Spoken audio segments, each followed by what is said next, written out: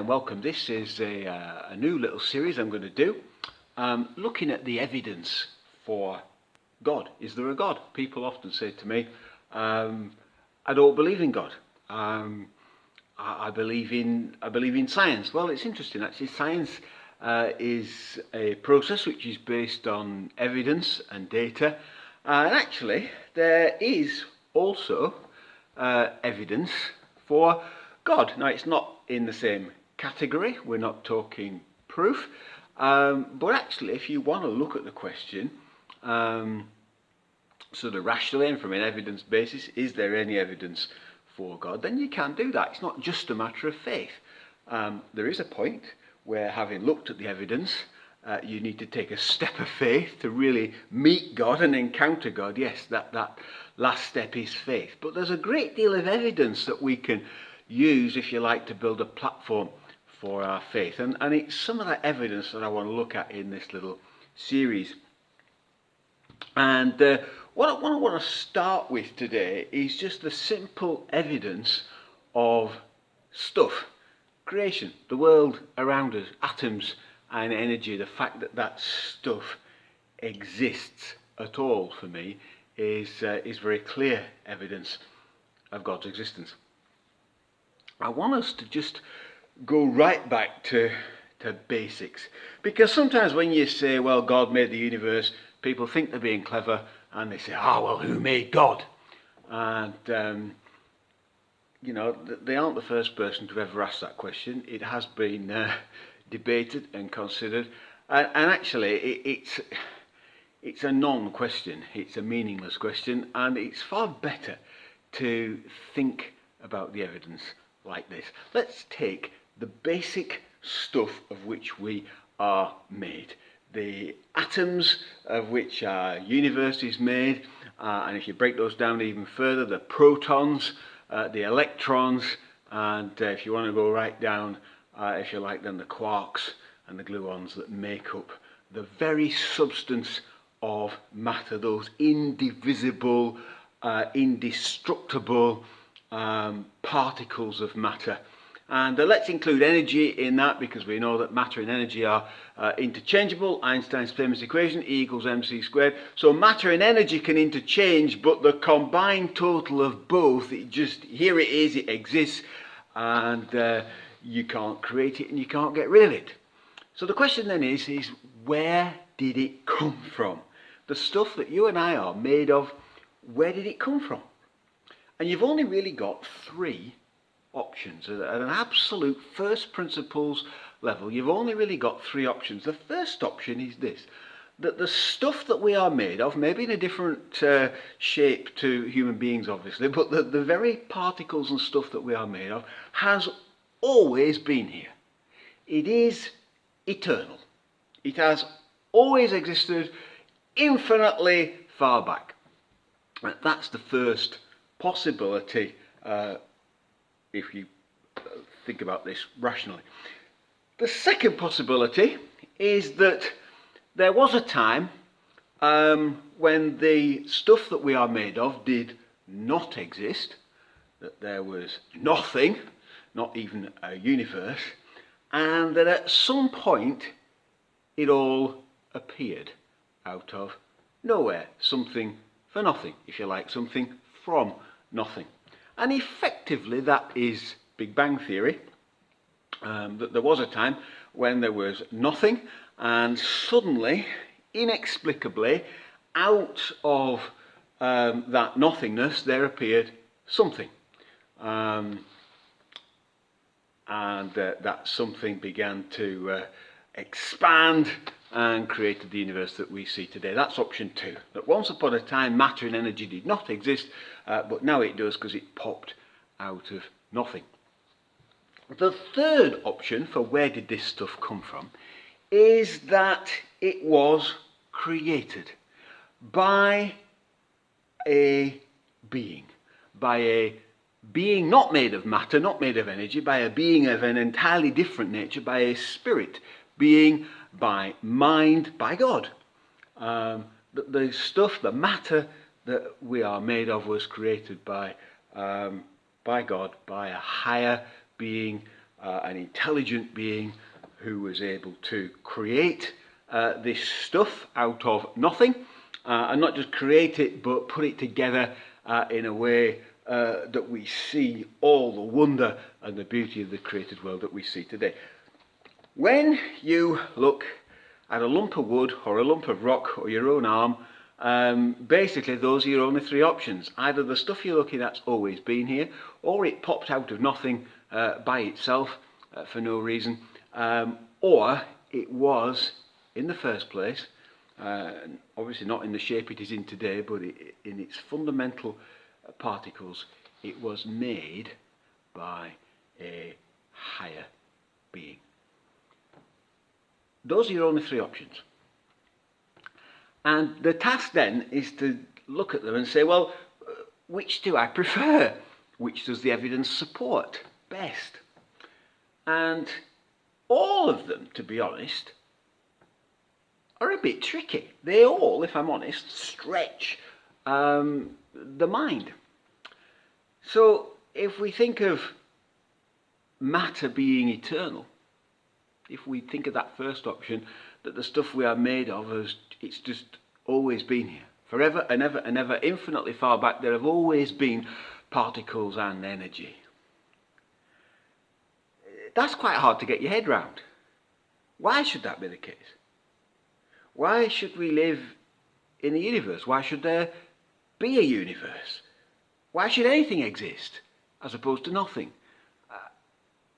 If matter and energy have always existed, that's quite a stretch of the imagination. It's an even bigger stretch of the imagination for me to think that these things appeared out of nothing. That once upon a time there was a nothing, and then the next day there was something. Every good Yorkshireman knows that you can't get something for no. And how could that be? How can it be that there was once nothing, not even, we're not talking empty space, we're talking no space at all, no universe at all, and that suddenly, out of nothing, there pops something? I find that to be incredible, impossible to believe. Stephen Hawking expresses it that way in his book. He says the universe brought itself into being. But to me that's like trying to pick yourself up by your own shoelaces. It's just not possible. Nothing cannot create something because there's nothing there to do anything in the first place. It seems to me the universe cannot create itself, that you cannot get something out of nothing. That just goes against every little bit of common sense and first principles that I've ever come across. Now that is Big Bang Theory. Now don't misunderstand me there. I believe in the Big Bang. The evidence for the processes of the Big Bang stretching over the last 13 and a bit billion years to produce the universe we live in today is really very good. If you look at the evidence of the cosmic microwave background radiation and the story of its discovery and of its mathematical prediction long before it was even discovered on the basis of a Big Bang model, the evidence for me is absolutely compelling that the universe we live in has resulted from the Big Bang. But saying that in no way explains at all why the Big Bang should have happened, or indeed what went bang, and how come it went bang in such a way as to produce a universe that is inhabitable. It would be like saying that because I've understood, I take a cake out the oven and I analyse it scientifically, and I can say actually I can work out by studying the chemistry of this cake that it's been in the oven for an hour and a half, and I understand all the sort of chemical processes that have gone on when the heat in the oven cooks the cake and changes its composition. And so I understand now that this cake's come out of the oven and it's been in there an hour and a half, and I understand exactly all those processes. That's fair enough. But to say, therefore, there is no baker would be nonsense, because somebody had to put that cake in the oven in the first place for it to bake. And in the same way, just because we might understand the processes of the Big Bang from a few microseconds onwards, milliseconds even, nanoseconds even, just because we might understand the physics of those processes and the results that they produce, observable results in our universe today, the microwave background radiation, the abundance of light elements and things like that, nevertheless, it would be a complete mistake to say, therefore, it did it by itself. A cake needs a baker. It needs someone who's put it in the oven. And in the same way, the universe in which we live cannot, in that very first instance, have appeared out of nothing. Somebody, it seems to me, must have lit the match, so to speak. So that brings us to our third option, that actually matter and energy is not eternal. Neither did it appear by itself out of nowhere, but that a higher being, a spirit being, brought it deliberately and purposefully into existence. Now, I will accept that that too is a stretch of one's mind, to imagine that for time and eternity, infinitely far back, there has always been a spirit being, God. But it's no harder to imagine that than it is to think that for time, eternity going back, there has always been matter and energy. It's one or the other. Either, assuming things can't pop up out of nowhere, which I think we've discounted, then either there is eternal matter and energy going infinitely far back, or there is eternal God, eternal spirit. And whilst both might stretch our imagination, to me it takes no more faith to say that there is eternal spirit than it does to say that there is eternal matter and energy. In fact, for me, it takes less faith. I find it easier to believe that there is a God for this reason, that actually, if we say that matter and energy have always been here, then we've got to ask the question, how did they acquire the complexity and the beauty that they have for us today? How did they acquire the ability to carry information as DNA does? How did matter and energy, left to their own randomness and chaos, actually come together to produce structure and order? That looks to me much more like the hand of a designer, much more like the hand of a creator. That looks to me like our matter and energy has had an intelligent hand to shape it and to make it. So if I'm looking at the evidence of a world full of structure and beauty and a universe with some amazing things within it, that even scientists will admit the probability of those things being there is enormously low. For me now, the evidence suggests that it is easier to believe and better to believe that there is an eternal mind, a rational mind, the mind of God, that has created and shaped those things.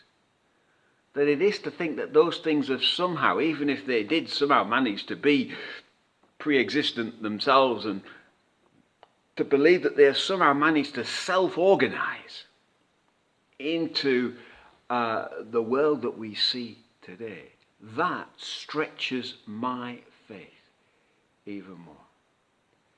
So as I look at the probabilities, and as I look at the evidence, I cannot believe, just on the grounds of pure reason and common sense, that something can appear out of nothing by itself. I struggle to believe that this stuff has always just existed, that it's always been there and has somehow organized itself into the structures of the world that we see today. And therefore, however much it might still stretch our imagination and our faith, I find it easier to believe that behind all that we see, there is an invisible world of spirit, there is an invisible God, there is a rational, intelligent being, spirit being, not made of matter and energy, spirit being who is himself eternal and who brought into being the world that we see today. And he may well have chosen to use a Big Bang to bring it into being. I don't have a problem with that. But the evidence to me points to a being of supreme intelligence and reason who has brought into existence the universe in which we live. That's the first plank in this little series of arguments. Things that for me point to the existence of God. See you next time. I fill my life with things that take my eyes off you and all you call